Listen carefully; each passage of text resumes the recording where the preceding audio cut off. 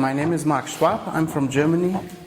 My wife is from Austria. We have 6 sons and 3 still in school. I work in a language development project that includes Bible translation in one of the indigenous languages of Oaxaca. And 5 of our boys have been in OCS. We just came back from furlough, so this school year we only had 1 child here, but we'll have 3 next school year. Well, we homeschooled them in the beginning, and depending on the child, we started sending them to school between 5th and 8th grade somewhere. The first one who started here was about, well, almost 10 years ago, I think, 8 or 10 years ago, and since then we've always had at least 1 kid in school when we were in Mexico. OCS is very helpful in many respects, even for us, so to say, because at one point we tried to get one of our kids into the Mexican school system, but they would have needed the document from, not just from the previous, having finished the previous grade, like I think we wanted to put him into 10th grade, so he wouldn't just have needed the document that he completed 9th grade somewhere, but from 1st grade to 9th grade, every single proof of attendance, that's what they required. So it was virtually impossible for somebody who wasn't in the system from the very beginning to get in. And OCS has allowed us, for example, the area where we work is quite difficult to reach.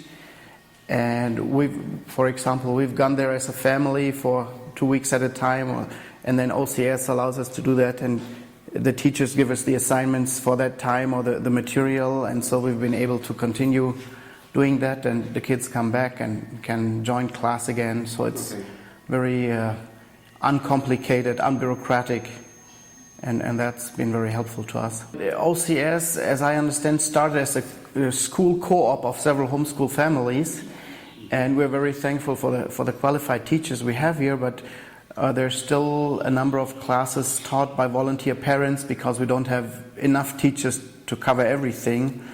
And because of, I don't know, various circumstances, might be health problems or family problems, teachers change, somebody is scheduled to arrive and doesn't get his visa or doesn't get his support, and somebody else has to leave suddenly.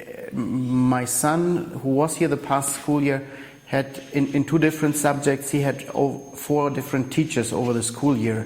And most of them were volunteers, like a parent that said, well, before they don't have this subject at all, I'll help out. My wife has, I think she taught an elective, and she's helped out in other ways in the library and in the office as receptionist quite a bit for some years. And that's an expectation of OCS, that families would contribute in some way to the well-being. If there's more teachers and less need for us to be involved in teaching the children, we have more time available to work in what's our ministry assignment. Okay. So, and that's limiting in some ways.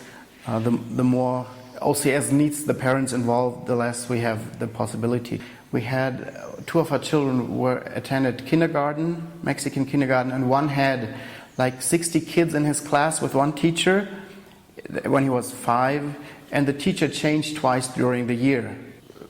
They are more of an outsider in a Mexican school, and we know of friends who had their daughter in a Mexican school, and that was a very difficult situation for various circumstances.